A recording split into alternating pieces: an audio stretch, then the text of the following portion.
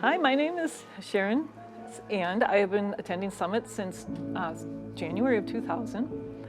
And this is part of my story before I met Christ.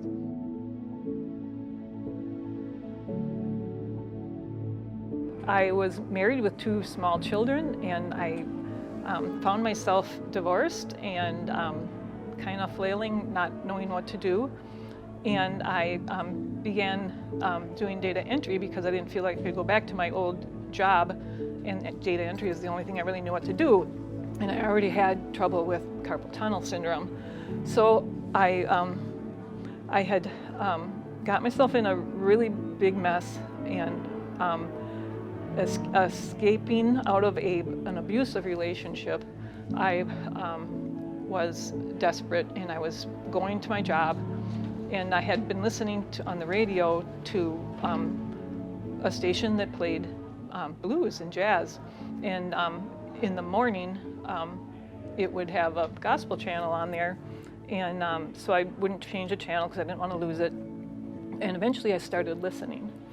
And one morning, I got an early start, and there was a preacher on the radio, and he was saying to lay your hands on where it hurts and you'll get healed. And so he's yelling and saying, lay your hands on where it hurts. So I'm driving and I'm moving my hands on the steering wheel and, switching my wrists because I was in so much pain I couldn't even open the door for myself.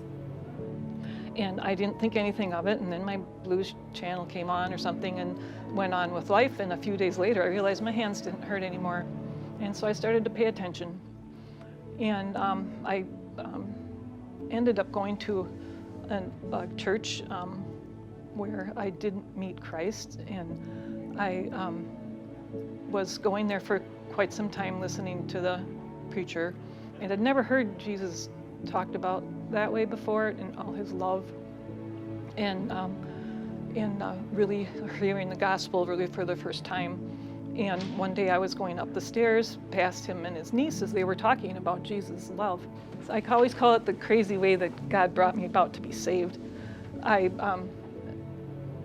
Through the divorce, I ended up in an abusive relationship, and I was trying to escape from it, but somehow I found myself going to the church with this man. He invited me to go, and the preacher talked about Jesus in no way I had ever heard him talked about before. And it was just, it drew you in, and you did not want to miss a Sunday. At first, I only went when I didn't have the kids, and eventually I started bringing the kids too because I wanted them to know this too. And when I walked in those doors, they were so loving and kind, I was just so overcome with the love of Jesus. And here I was, practically looking like a hooker the way I was dressed. I was so lost and just desolate and hopeless. And I just kept listening, and one day I was going up the stairs and I passed the elderly preacher and his niece were talking, and they were just simply talking about the love of Jesus. And I wouldn't have known it at the time because he didn't tell us he had terminal cancer at that time, but I'm sure they were talking about Jesus' love in connection with his cancer. As I passed them on the stairs, I was overcome with Jesus just presenting himself for me. On one step, I was so lost and hopeless and didn't know what I was going to do. On the next step, I was born again and had the love of Jesus filling my heart. And I'll never forget that day, and I have that with me every day, anytime I have trouble. And it's my hope. Jesus is my hope and my joy and everything to me. And fast forward to starting to go to Summit, and I walked in the door, and the people I met at Summit were Dale and Barb Tollefson, and they took me in like family, and they completed the whole, just the whole picture of being so welcome and loved, and so much hope through them. And they helped me through so many things, and I watched them help so many other people too. They were such a huge part of my life while they were still with us at Summit. Being from Summit, my hope for this city is that we can reach more and more people for Christ through the different organizations and the processes we have in programs we have here and that we can just equip people to go out and be loving and kind and bring Jesus to the rest of the city, and to pray and pray and pray for the city in this such a desperate time that we've never known before. And what I want people to know about Summit is that it is a place where the Holy Spirit is. He's here and live and active, and there have been so many cases where people have walked in the doors and they've never been the same.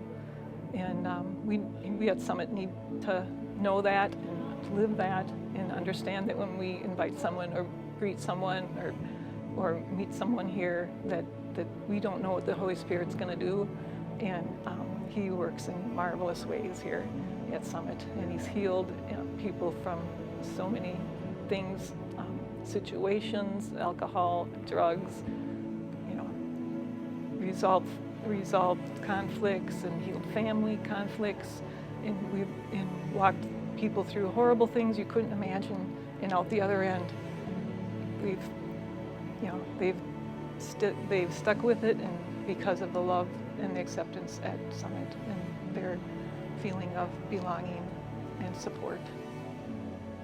Thank you for the opportunity to give my testimony here at Summit, and I hope that it has encouraged people and to trust more in Jesus, and I encourage people to come and give their testimony so others can hear about it. Thank you.